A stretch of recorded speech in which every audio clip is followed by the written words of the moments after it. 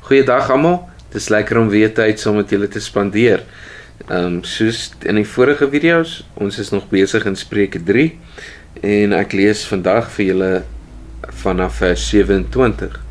Moenie wag om goed te doen vir iemand wat dit nodig het nie, veral as dit vir jou moontlik is om dit te doen.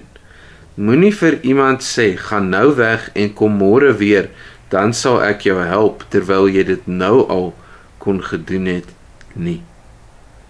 Eina, of dis hoe dit vir my voel as ek hierdie stukkie lees. Dis 'n uitdagende gedeelte, want dis daai deel van ons geloof wat naby aan die huis raak.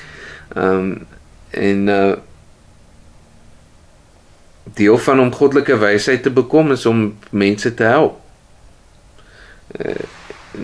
En nie te wag om goed te doen nie. Die Here sê, of jammer Salomo skryf, en hy sê, wel, as jy wil groei in jou verhouding met die Here, en groei in wysheid, dan moet jy mense help en nie uitstel om hulle te help as jy hulle kan help nie.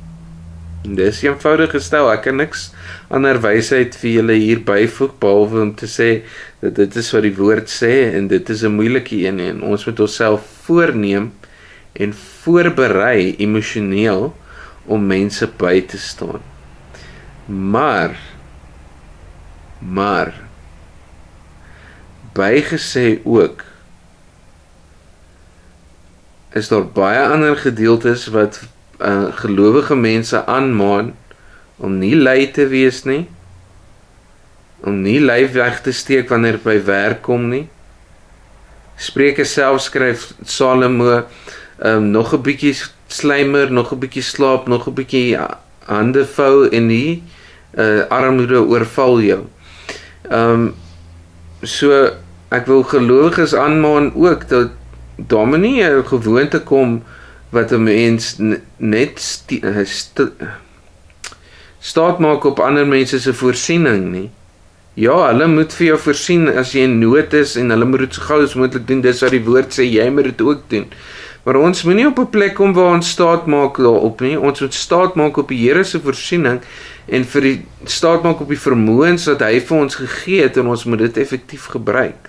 Nou, daai was nou my 2 sent, maar die woord sê nog steeds vir ons vandag, moenie wag om goed te doen vir iemand wat dit nodig het nie.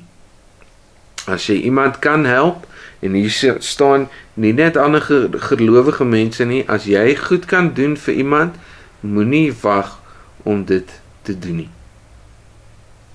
Kom ons bid saam. Here, help ons asseblief om geduld te hê wanneer mense met versoeke na ons toe kom. Help ons om 'n ruim en oop hart te hê soos wat U het, Here. Help ons om te gee sonder om 2 keer te dink, Here, wanneer dit vir ons moontlik is, dit so gou as moontlik te doen. Help ons met hierdie, Here. Help ons om hierdie deel van wysheid ook in ons lewens te kweek. Ons bid dit in Jesus naam. Amen. Tot volgende keer. Maranatha.